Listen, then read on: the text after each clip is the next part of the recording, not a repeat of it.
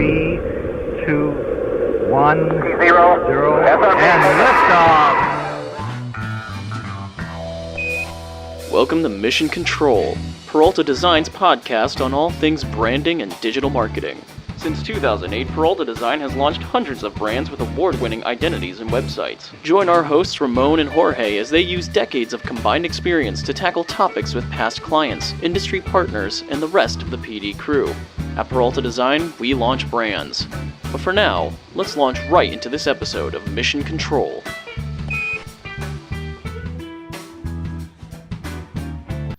All right, everybody, you are in for a treat today. We have a special episode. For those that are big fans and listeners, I'm skipping my whole long introduction because I want to give all the time to our guest, who is a dear friend, a fraternity brother.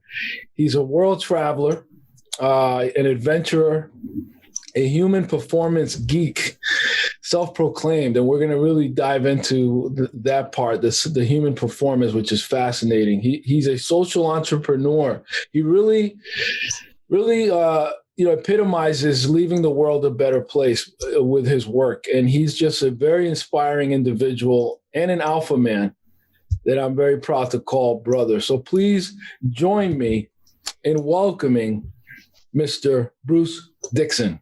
Welcome to the show. Thank you. It's great. It's great to be here. And I'd like to say, hey, look, really appreciate the opportunity to chat with you more formally.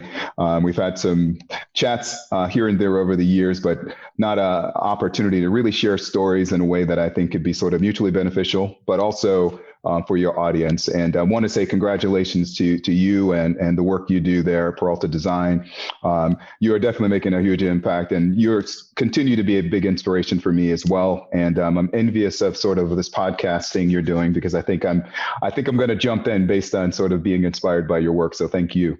Yeah, absolutely. I think there's plenty of room for great content and for inspiration. The world needs even more of it, I think. So agreed. I'm really excited for that. And let's dive in. Tell us your backstory, because you've got a pretty fascinating backstory that our listeners would love to hear about. Yeah, thanks. I do think backstories are really important, right, for context, because my backstory, as I really reflect on what I'm doing today, is really built upon this sort of foundation of my childhood and parents. So I grew up in upstate New York. Really briefly, these two wonderful human beings adopted me and 7 girls. And, that's still beyond my comprehension in terms of compassion and this display of compassion. But that really framed sort of the way I see the world. Like growing up, I never thought about it, but it really framed the way I see the world. And they adopted the 7 of us, but there were 10, 15, 20 more who passed through our home, who were just neighbors who had a relative who needed help, or my father on his way home from work would just literally find somebody who was down on their luck and bring them home. So that sort of frames sort of how I've always seen the world, through this lens of what can you do to, encourage, equip, and empower other human beings to thrive and flourish in their life. Yeah. Did you ever ask your parents, your adoptive parents, why they chose this life?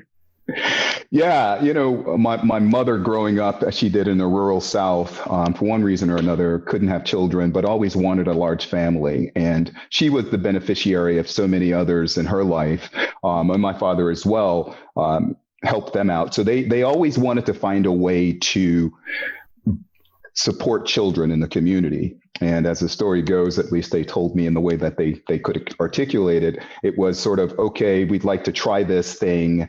And it just mushroomed, right? So it's kind of like one, and then it's like, well, why not a couple? And then why a couple? Then it was like, the only question I really had for them was like, why 7 and 1? Right. Like, how about 5 and 2, or 5 and 3? So what was it like? Did you feel outnumbered? Like, did they dress you up in girl clothes, or like what happened? Not that I remember. I will say that the good news is you didn't have hand-me-downs, right? So you got to get your own boy. No hand-me-downs, and neither at that time. I'm next to the youngest, so the bathrooms were full most of the time. So when my dad or mom said I had to go take a shower, by the time they all finished with the bathrooms, I'd be fast asleep. So that worked out really well. But it's interesting in retrospect. I did get a chance to really appreciate seeing the world, not only through a very male-centered view, but a female-centered view as well. And I've seen over the years how I've, even been able to adopt or express a more, gentle approach to how I've seen the world, and my respect or appreciation for difference, and especially gender related. More empathy, I imagine. Oh yeah, well yeah, you'll hear more of that as in terms of what I've decided to do with my life. It's sort of carried its way throughout my life.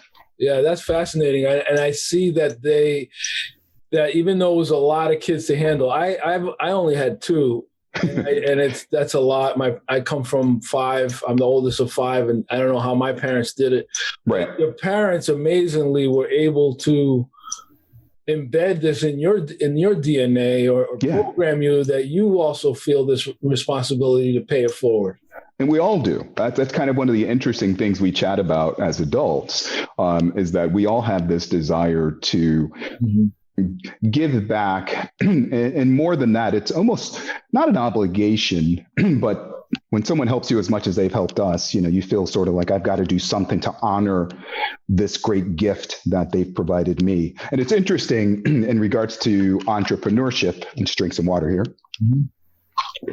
is my mother grew up in the rural South and had to stop going to school at the 3rd grade to work in the fields, and my father had to do a similar thing. So they didn't finish high school. And my father died suddenly when I was 11. So you imagine this woman who completed the 3rd grade with 8 children. How did you do that, right? How in America would you do that? And I realize now we're talking about entrepreneurship. She was the consummate entrepreneur. I mean, and my dad as well, the consummate entrepreneur, right? I mean, it fascinates me as I think about my sisters and I in terms of the lives we chose and sort of how we navigate and traverse this planet.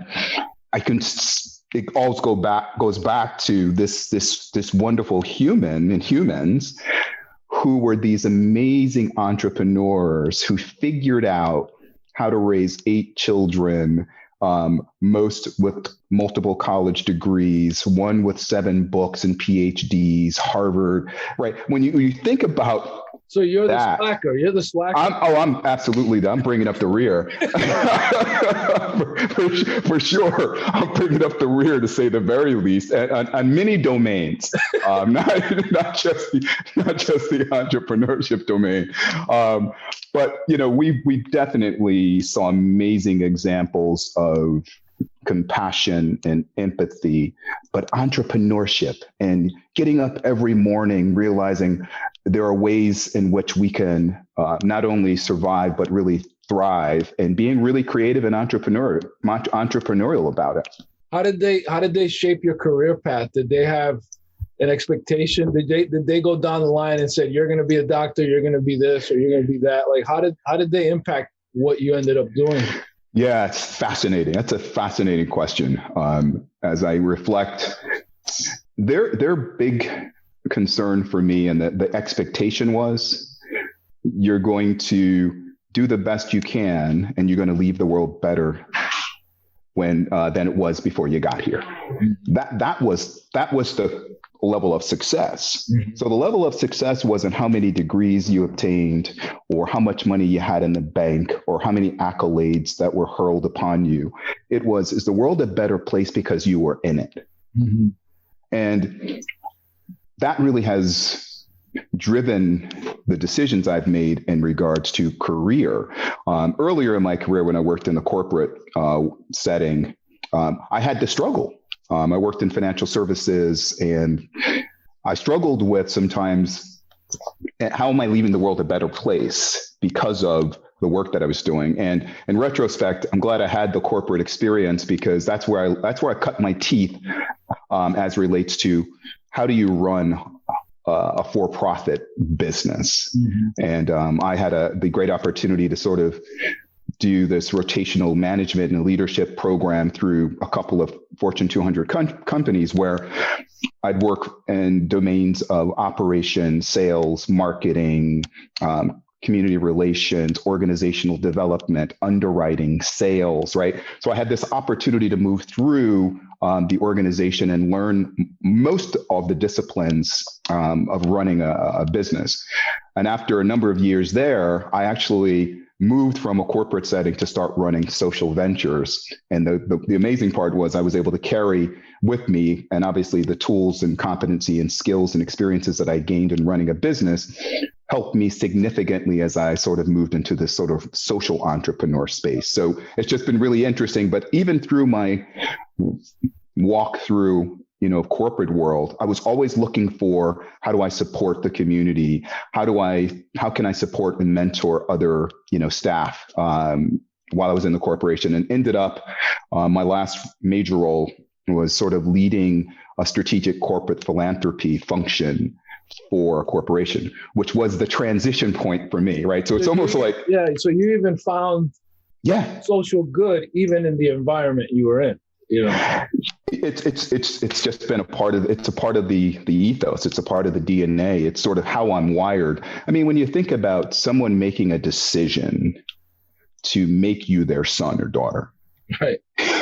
Right. Like, this wasn't oops. This wasn't right. This was, I made a conscious decision that I'm going to absorb this human being into the fabric of my world, and, gave us opportunities that we may have never had. It doesn't, I can't imagine it would leave you, and it hasn't left me. And I'm always sort of drawn to, this nexus of business, excellence, pursuing excellence, obtaining all of the skills and competencies and experiences I can. And then how do I translate that into creating the greatest good for all? Yeah, there's like this voice in the back of your head, don't squander this opportunity you've been given. And particularly when, I've been really fortunate relative to obtaining sort of a financial means to be able to do some of the things that I've been able to do. Mm-hmm. So even more so for me now that I've had an opportunity to take care of myself and do things in ways that I never imagined I could. Now it's sort of like, wow, someone did this for me. How can I help others experience sort of the fullness of life that they choose? Yeah, I like to believe that, and I do believe that things are preordained, and that everything that you've done to this point kind of prepares you for that next opportunity. Because agreed. You said about corporate, you're still learning, and I have had that moment too, where you're like, am I giving the best years of my life for like the right reason? Like, right. Am I using my intelligence for the right reason? I like to say, am I using my powers for good? Mm-hmm. And I had that moment, so I identified there with you. But I feel like what you learned there, many nonprofits that we come across, the most successful ones are run like a for-profit. Yes. And I love that you carried that knowledge in leading teams and running a business, and you were able to migrate that over to the nonprofit world. Because I think many of them fail because they go into it with all philanthropy and all giving away and everything's free. And, you're still a business, and you've got to run it like a business, I agreed 100%. I often say, I think we've been successful in social ventures because I speak the language, mm-hmm. right? I understand corporate speak. I understand their expectations, goals, objectives. So when we I'll give you a trite example is many of my nonprofit friends, social venture friends, we have funders. Mm-hmm. For me, it's always been an investor. Mm-hmm. And it sounds like a subtle nuance, right? But it's not. They're an investor, mm-hmm. and we create investor reports. So when I have a conversation, it's about ROI, right? How can I help you in terms of the work you do exceed extraordinarily your goals and expectations for the year? You know, the conversation for me typically starts a year from now. How can we have a meeting, have a cup of coffee or something along those lines, celebrating that you've 10x'd your goals and expectations? How can I help you do that? Mm-hmm. And then that's okay. Well, in the confines of the work that we do, how can we sort of weave ourselves into that mix? I love that because what you just described, I think your advantage or your differentiator is you've been on both sides of the boardroom table. So you're now as a social service venture looking for investors from the corporate side. You know how they think. Yeah. And you speak their language. And it's true. If you're investing in your community and you're building a talent pool, or you want to live around people that are better educated, contributing, then you invested. Yes. Versus the idea of a donation is like, I'm just giving money away, and it's a charity, and it's a different mindset. So I love that awareness that you had going into this. Yeah, and I'll give you another example. We know that many of our corporate investors, many of them have employee retention goals. Yeah, right. You run a big company or any company, employee retention, employee satisfaction is a huge, right, leading lagging indicator for success of an organization. Yep. And we do know that employees who are deeply engaged in community activities historically stay with companies longer. So you have higher retention rates. So one of the things we do when we talk to some of our investors is what programs, maybe they're emerging leader programs. Your emerging leaders, once you identify sort of what their skill gap is, well, maybe it could be strategic planning. Well, I can help in that they can volunteer at my organization to help us do strategic planning around one of our programs or ventures. So it's now they're embedded in the community because they're assisting an organization that's doing good. But the value add is now I'm helping with their emerging leader to develop.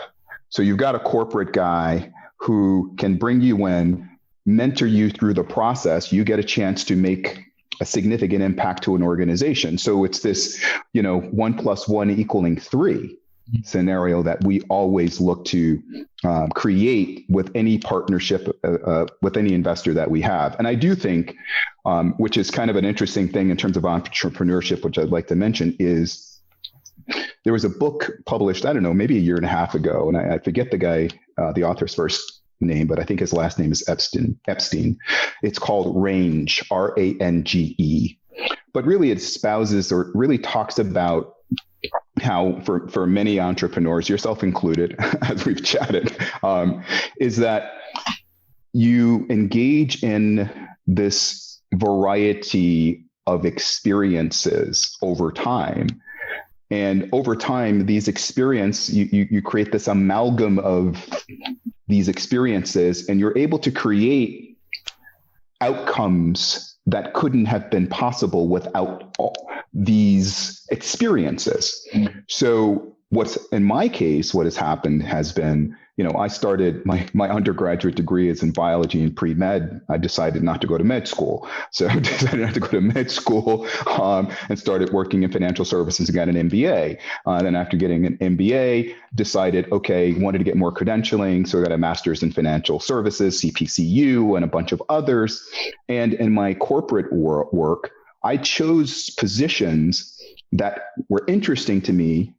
They may not have been linear or logical or maybe the most lucrative at the time, but they were interesting to me. So I would bounce around. They used to call it the drunken walk I was on, right? So my career wasn't this just really linear, vertical kind of thing. It was more like this up, down, over, around, moving around. But I was acquiring skill, experience, and a broader appreciation for the interconnectedness of all of the pieces. So when I walk into a room, it was like, or we're talking about finance and modeling, and then someone is talking about community development, and you can say, oh, I see how these connect. Like these connect, and if you do these 7 or 8 things, you could connect all of those pieces. So that's been really helpful as well. Now, where did you squeeze in the football? Like we haven't mentioned that yet, because we're right about the point of talking about CPEP, which is the venture. But real quickly, tell our listeners this athletic side that we have seemed to left out so far. Yeah, it's another funny side note.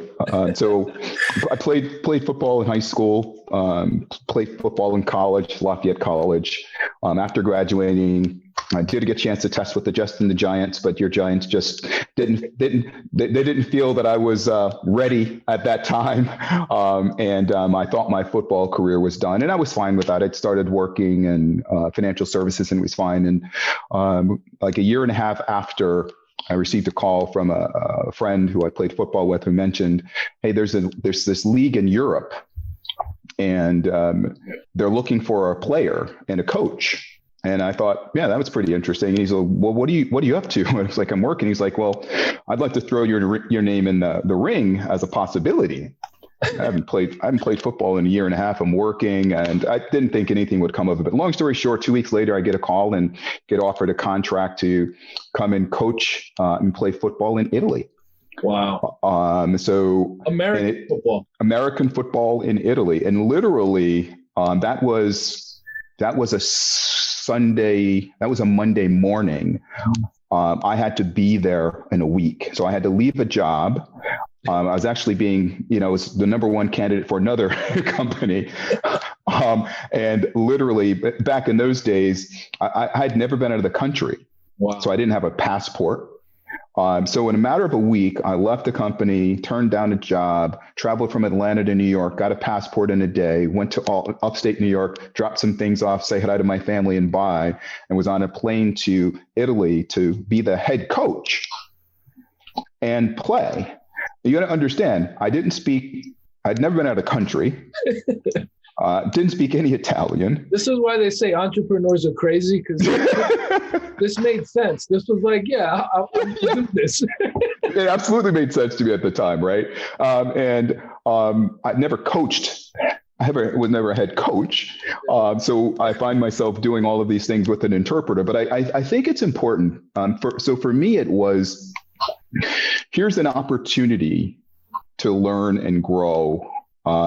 And to build a skill set. I mean, what's the downside? The downside, I get there and you flame out and you decide to do something else, but you got an opportunity to do something along those lines. And I learned a ton about myself, right? Like the ability to adapt, right? Like how do you coach an Italian football team?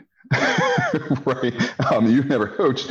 So you learn to adapt, you learn to listen, you learn to really have this cognitive flexibility and being able to, synthesize, experiences to help you move to the next one. But to your point, all of these things are additive. So you sort of build the skill set over time that leads you to be able to do some of the things I'm doing today. Did you deal with any racism during that time, like going to Italy as a black man at the football team? No, see, it was kind of unique, right? So this Italian football team, there were 60 players. Of the 60 players, only 2 are Americans. So all the other players were Italians. So I had, 50 Italian friends, right? And so my time there was, glorious in that, you think about traveling to a country to visit. It's difficult to sort of go 3 or 4 levels deep in terms of the culture. But being aligned and linked with 50 guys, I was with at somebody's house for dinner every day. I was out with somebody in the countryside doing something else. Somebody else was teaching me to do something else. All right. So for me, none at all. And it was a really fascinating experience. It was funny. My mother, she's so funny. Like, she would never get on. She's never been on an airplane. She would never. She always said that God wanted us to fly, we'd had wings, right? So when I explained to her I was going to Italy, I remember leaving as only a mother could. She sort of looked at me, and I was leaving the house to head to the airport. She said to me, I was like, Mom, what's wrong? She's like, what are you gonna eat?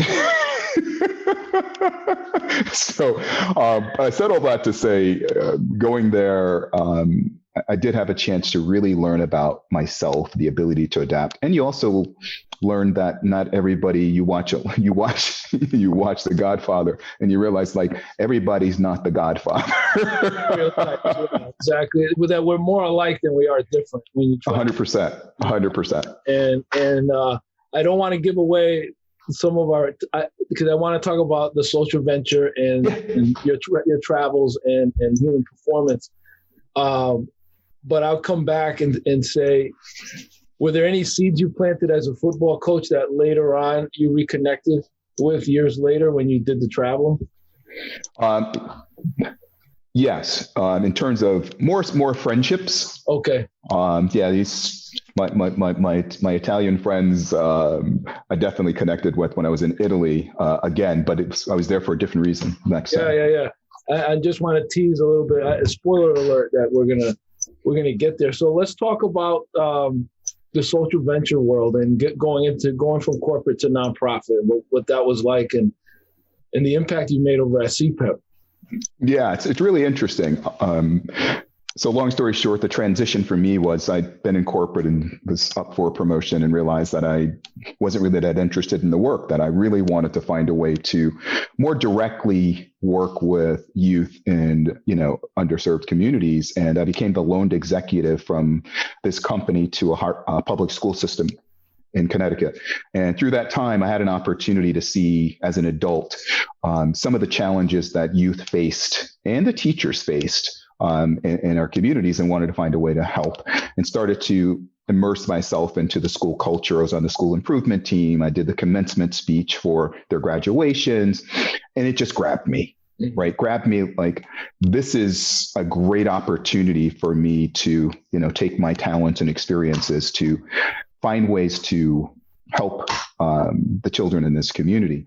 And at that time, a friend introduced me to this organization. It's called the Connecticut Pre-Engineering Program, which really served the mission of inspiring and preparing youth to thrive in science, technology, engineering, and math-related careers. And me having a science and math background, right, and technology just made sense. So I joined the organization. And I will tell you, I went from, sort of being on a team that handled $1 billion account to an organization that was a couple $1 million in terms of size. And I remember telling my friends, like, man, this is going to be like, relatively easy, comparatively speaking, if you look at those things. And I was completely wrong. It was the hardest work I've ever done in my life. I exercised every single cognitive muscle and experience and tool, because a nonprofit versus a for-profit, there are lots of differences, but the biggest difference in my view is a for-profit, your world, you have a client, the client has need of your service, you provide the service, they pay you. Pretty linear. In a nonprofit sector, you have a client, a customer, a participant who receives your services, but they don't pay you for the services, right? So in many ways, you run almost two businesses. You have the program delivery and fulfillment side, and then you have the side of engaging, enrolling, inspiring, and connecting those who have to pay for the services. Now, it's when you're in the for-profit side, and it's hard to get your head around sometimes, because you're almost becoming, you're like this conduit of care. So you sit between the two worlds, and you've got to find ways to connect the two worlds, and that's a lot more difficult than I ever imagined it would be, right? Because it's not a linear value chain, if you would. So how did you quantify the impact? Because I know from the investor side, they want to see, well, are you moving the needle at all? So what was that process like? Yeah, we've created a laundry list of leading and lagging indicators, right? We're big on leading indicators, but most of the lagging indicators for many of our investors was the big metric for us was students' propensity and desire to pursue a 4-year degree in a science, technology, or engineering related field, right? Because that's what we said we would do, right? So we have students, middle school and high school students, they'd go through an experience, including our experience at school. And would they have a higher propensity to pursue a career in that space and then actually do it? Mm-hmm. Right. So those were the key drivers, right? Because for our investors, whether they be, a Pratt and Whitney and others, ultimately are there individuals in the community who will have these credentials that we might be able to hire. So those were the two key metrics. We had 100 other sort of sub metrics that we followed, and we were really successful in doing that work. And to the tune of, I think the last 3 years, we won 30 awards, including one of the top awards in terms of summer experiences. And I think, Ramon, for a few reasons. One, I think, like you said, carrying these sort of experiences from corporate, understanding the rigor associated with creating an end-to-end experience for not only the participants, but an end-to-end experience for the investor. And finding ways to help even the investors understand ways in which we could do the work that was more impactful for them. And let me give you not to say trite example. Let me give you an example of what I mean by that. So one of our investors was really interested in how do we create the habits and minds and dispositions of entrepreneurs in underrepresented youth, right? And I call that the garage experience, right? Like, tinkering in the garage. I know you spent a lot of time in the garage, but if you think about Steve Jobs and others, I played with things, I tinkered, I broke some things. You start to learn this whole entrepreneurial journey. It's iterative. You're going to fail, but you think about school. It's not cool to fail. Right? It's not like you go to math class and say, "Hey, you know what? I want to try a new way of doing math this quarter, and let's see what happens." Right? So it's kind of hard to develop this habit of mind and disposition of entrepreneur. So we're really talking about how do you create the garage experience then. So there were vocational schools in the area. One particularly had advanced manufacturing equipment, 3D printers, lasers, cutters. And this is 14 years ago, before they became really popular as desktops. So we realized, oh, wait a minute. During the summer, nobody's using that stuff, the equipment. They're in school. And also the teachers are asking for jobs during the summer. Then we went to a couple of corporations and said, who designs, manufactures your awards and your tchotchke, for lack of a better term? I don't know, anybody, China, who knows, right? And I said, what if we created a company where we brought local high school and a couple of college students into this space, created a manufacturing company, right? They design and manufacture all your product, and we would create an experience so that they would learn the habits of minds and dispositions of entrepreneurs. And that's what we did. And we did this in a number of communities, if you would. So it's this really ability to sort of see the possibilities of what you currently have and merge all of those. So again, that the outcome can be 1 + 1 equaling 3. Were the students able to get any currency for it? Oh yeah, they're all paid. They're all paid as summer jobs, things along those lines. Excellent. Yeah. What was really entrepreneur experience. So. Yeah, and what was really amazing about it was, you demystify things, right? If you imagine you walking into a high school and there's 10th grader or 11th grader, and you go, I have a challenge. I want to hire you to help me build an organization where we design, manufacture, package, and distribute awards to a Fortune 200 company CEO. And I'm going to hire you to do that. How's that sound? All of a sudden from there, you've already crossed a chasm. Yeah. And you'll never go back. Right. Right. And the other piece I'll just add was, once you have an idea, right, and you have an idea and you scratch it down on a piece of paper, and then you see a product being received by the CEO of a Fortune 200 company that you designed and manufactured, you never go back from there, right? Oliver Wendell Holmes said, a mind once stretched never regains its original shape, right? You'll never see the world the same after having that experience. Right. That's incredible. And tell me about how you transitioned out of CPEP and kind of handed it off to another CEO so you could move on to your next chapter. What was that like? Yeah, context. So I had the opportunity to lead that organization for 10 years, but about year 8, I had an opportunity to spend some time at a Harvard Business School and a few others. And I started to appreciate for the first time in my adult life as a leader of an organization or organizations was I hadn't spent a lot of time developing cognitively my leadership ability. And I started to look at the organization and realize for the first time as a leader, I'm the ceiling. My ability to lead will determine how wide, far, high this company would go. And I realized I hadn't really done anything about that. So I started to do some things around the edges while I was still working. But I realized at one point, if I really wanted to significantly expand my ability to lead, I would have to do something revolutionary. And running a company, as you know, it's hard to really deeply engage with other things when 95% of my time is making sure that my core work is done. So I made this decision to transition out of the company, much to the chagrin of my board, but we transitioned over the course of a year out of the company. And during that time, we built a process where we were able to bring someone else in to sort of carry on the work. And so I transitioned out of the organization after 1 year, and then found myself at a beach in Rhode Island by myself wondering what's next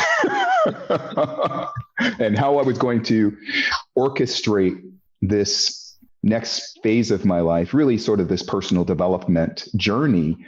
Didn't know exactly what that would be, how it would work. I decided I didn't want to go back and get a PhD at the time because it's for me, that's sort of a natural linear process. Go back to school.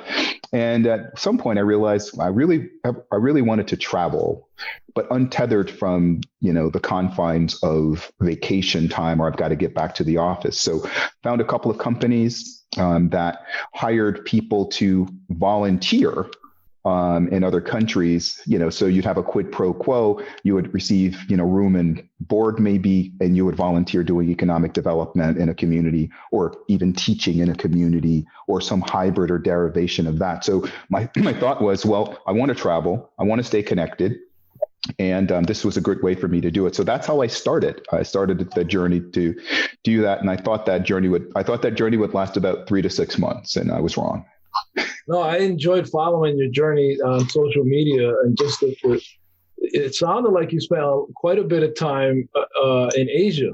Yeah. What were some of your favorite locations during this sabbatical that went on for about 4 years? 4 years, yeah. Went on about 4 years and spent a lot of time in Asia, a fair amount of time in some African countries and in Europe. It's interesting when I think about my favorite places to visit. In some way, they were all fascinating. They were all fascinating because I was visiting most of them with a lens toward I want to know more about the culture and trying to embed myself into the culture to the extent I could. That's different than I'm going on vacation. Right. So in every case, I found extraordinary or had extraordinary experiences because they were all new.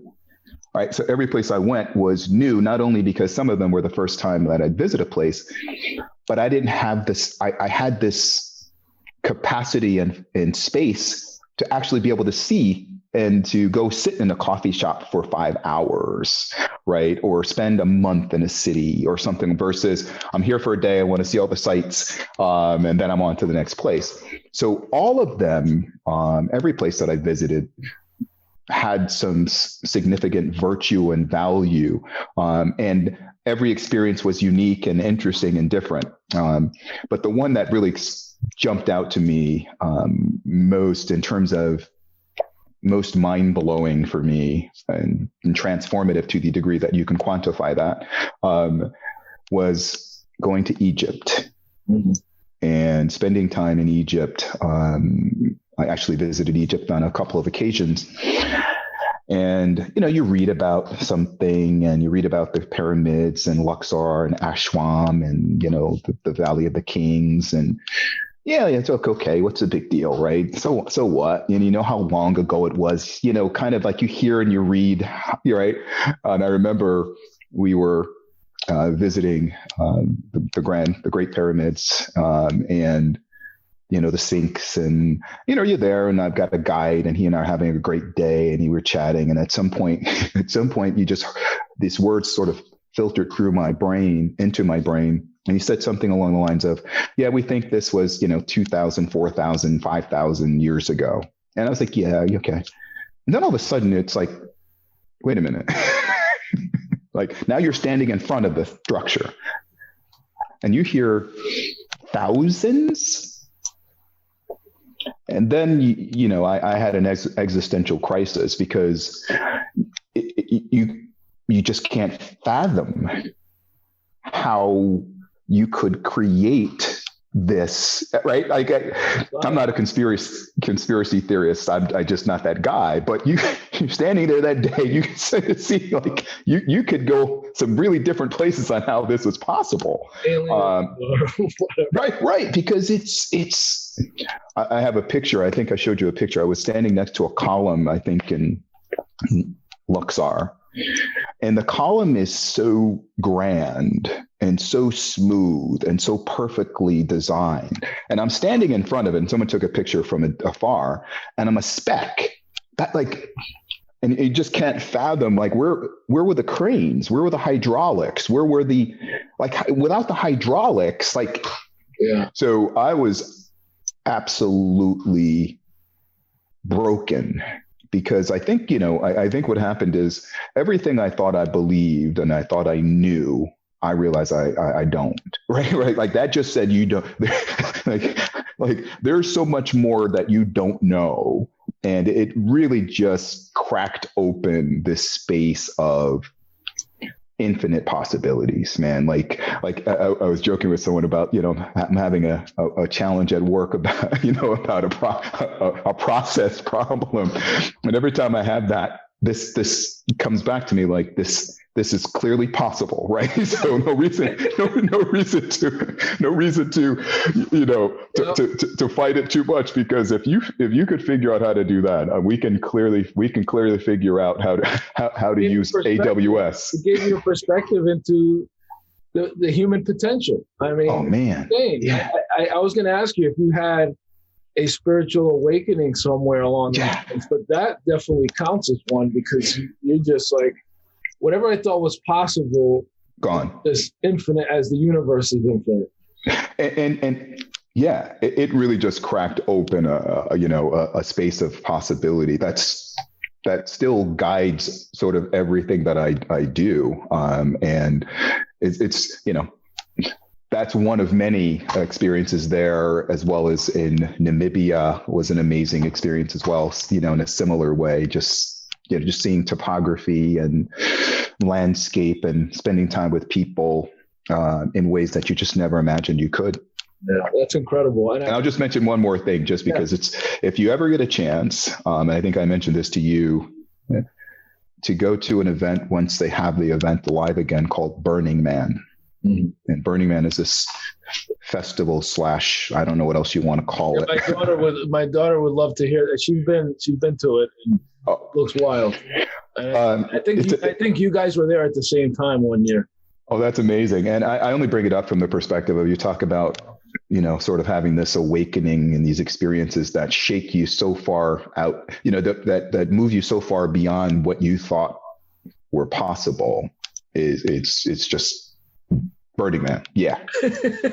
Yeah. Wow. We'll leave it there. Now, I want to make sure we want to get this episode in, and there's so much to cover, and I definitely would love to have you back. But I want to say to you now, as we transition to what you're doing now, which I think is so important, the work you're doing at Tech Foundry. Yeah. What was it like transitioning from coming back from this whirlwind tour where you weren't on a 9 to 5, you were just permanent exploration? How do you transition back into normal quote unquote life where you're running another social venture? Yeah. So fortunately for me, I came back to the States about a year ago.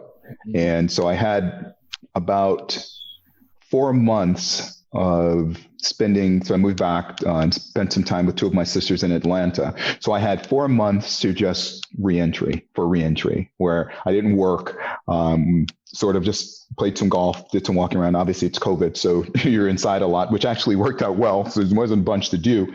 So I just spent a lot of time with, my sisters, doing a lot of reading. And it was nice because, I'm home, right? So I'm with my sisters and catching up with them and spending time with them was great.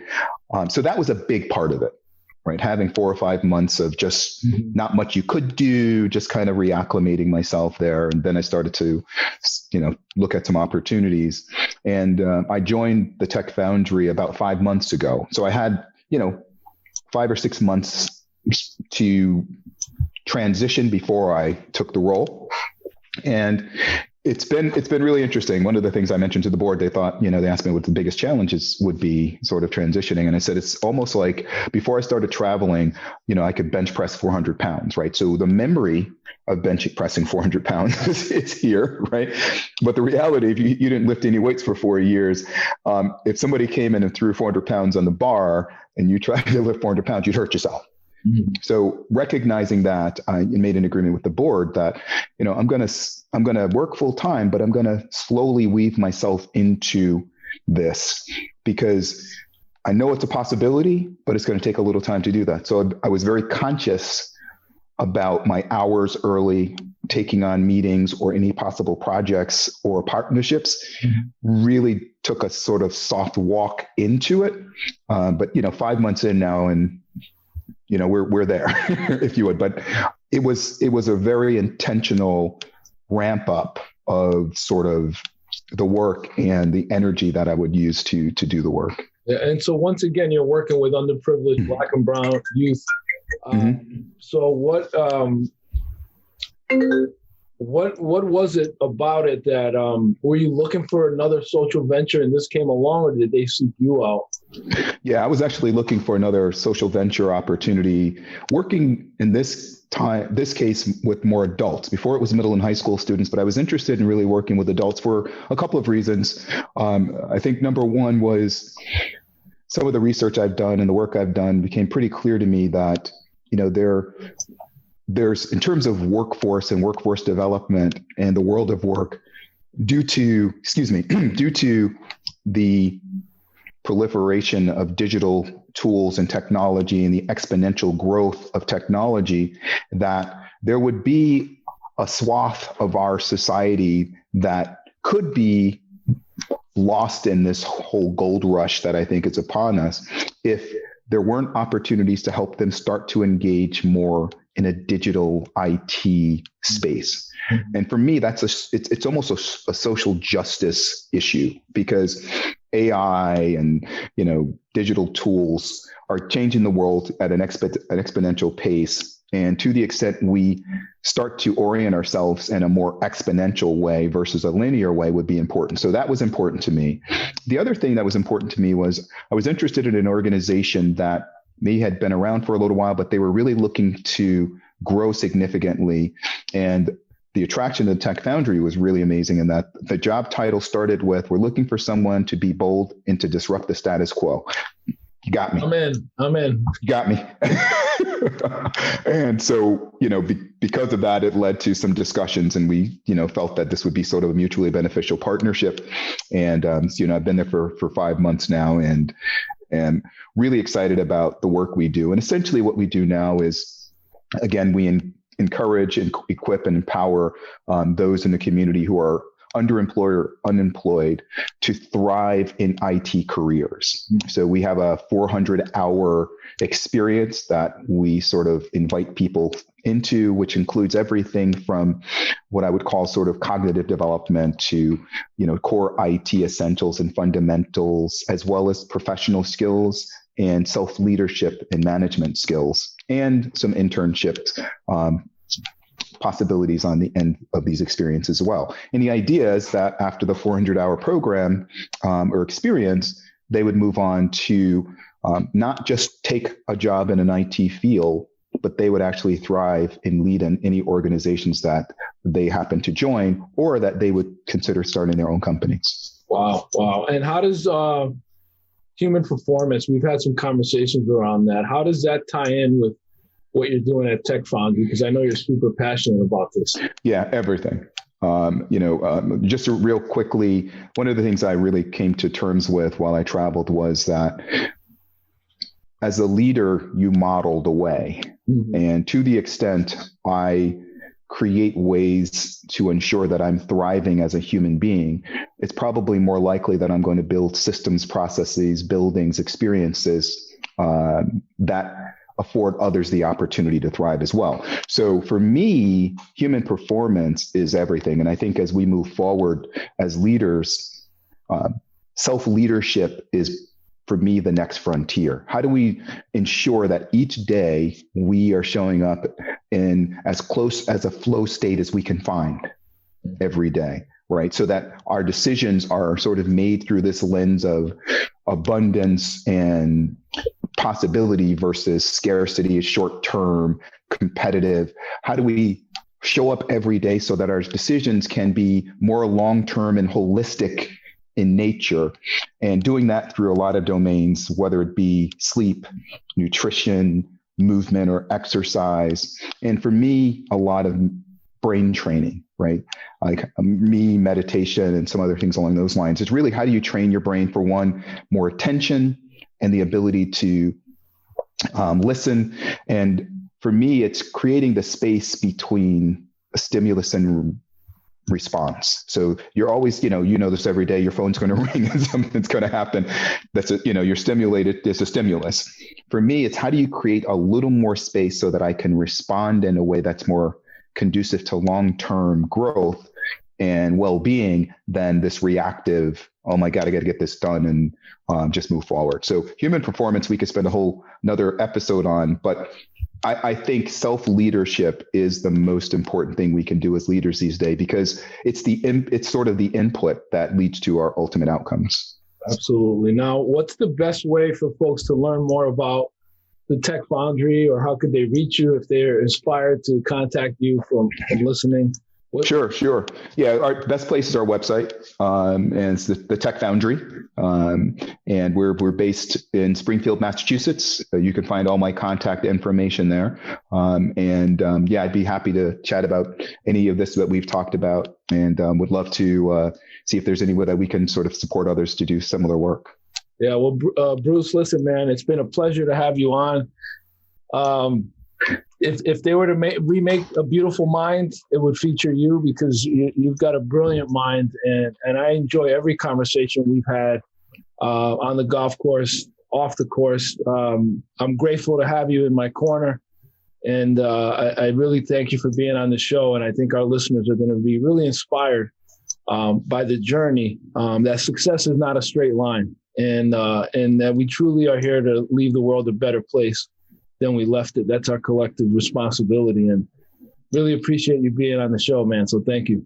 Yeah, thank you as well. And, I think a wise man once said, iron sharpeneth iron, so does a countenance the man his friend. And that's really how I see my partnership with you and friendship with you. So I did want to thank you as well for, really inspiring me every day too, to really continue to push myself to do more. So thank you. Thank you, man. All right, everyone. Thank you for listening to this episode of Mission Control. Until next time, this is Ramon Peralta with Peralta Design, and we launch brands.